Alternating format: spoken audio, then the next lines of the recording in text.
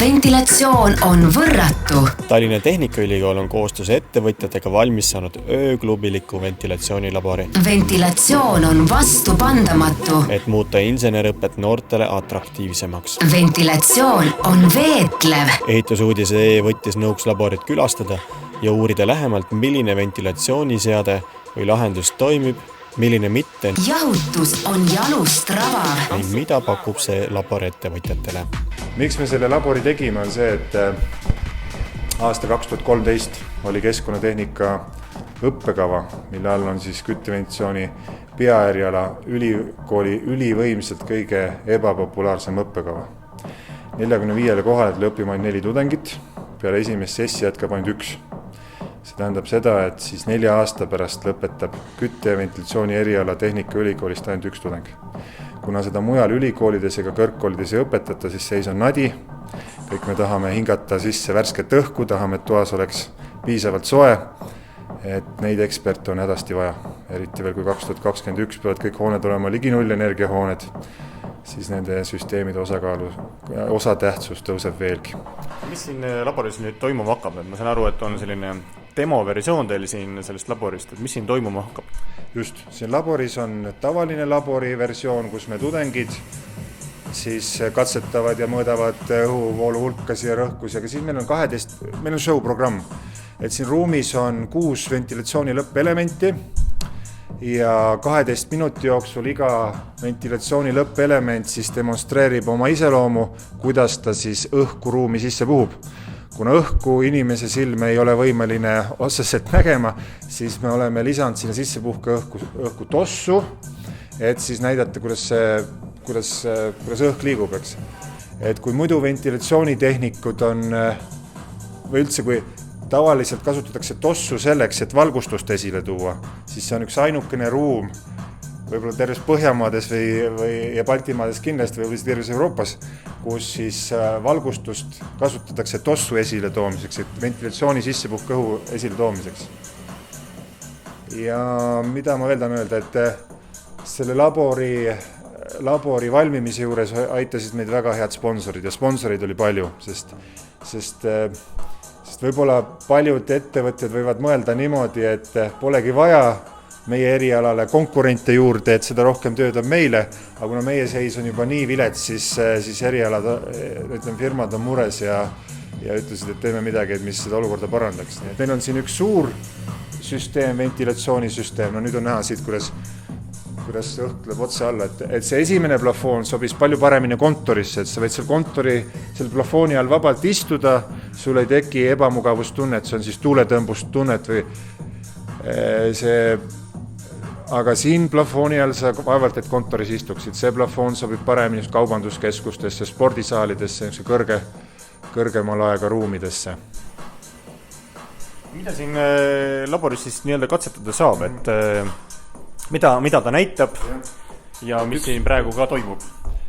Kõige sellisem huvitavam asi, mida me külalistele pakume, on ise valmis meisterdada üks ventilatsiooniplafoon või lõppelement. Et seda võib teha 2 moodi. Lihtsam moodus on see, et me anname siis külastajatele kätte pappi, käärid, kleepplindi, nad kleebivad selle ühenduselemendi külge sellise plafooni, nagu nad ise tahavad, kas siis perforeerivad papitüki või teevad mingisugused labad. Võib teha individuaalselt või grupitööna ja siis me vahetame selle olemasoleva plafooni siit välja, paigutame selle meisterdatud plafooni siia ja saame katsetada, kuidas siis see plafoon töötas. Huvitav selline ülesanne, miks mitte ka firmadele, et Merko ehitus on siia tulemas, nüüd oli vist 5. juuni oma eritöö spetsialistidega täpselt seda sama asja läbi tegema, et kõigepealt vaatame seda show ära, siis meisterdavad, siis nad tutvustavad oma lahendust ja vaatame, kui välja tuli. Et selles suhtes, kui nagu ventilatsioonisüsteemi peale mõelda üldse, siis võib-olla ongi kõige õigem alustada sellest, et sa lõppelemendist liigud tahapoole, mitte vastu. 3D printimine on järjest populaarsust võitev, et põhimõtteliselt neid plafoone on võimalik ka 3D printimise kaudu teha, et see võimalus on meil täiesti olemas ka.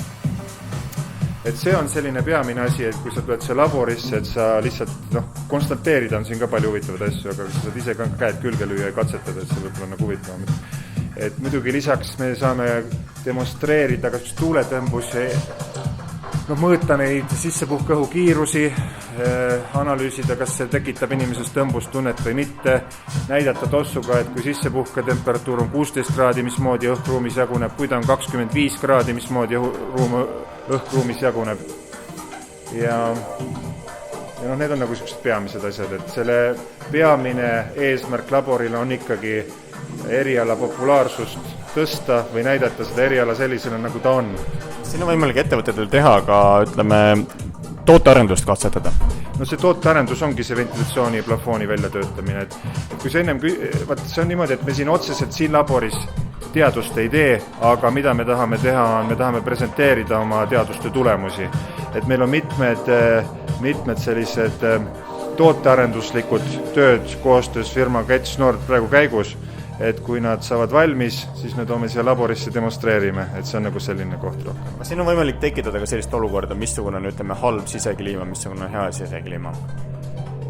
Jah, no me võime näiteks näidata selle ruumi tossu täis puhuda ja öelda, et see on CO2, see on sulle halb, eks see nagu kui väga palju siin tossu on sees, väljatõmme ei toimi, siis võid tunda, et siin on paks õhk.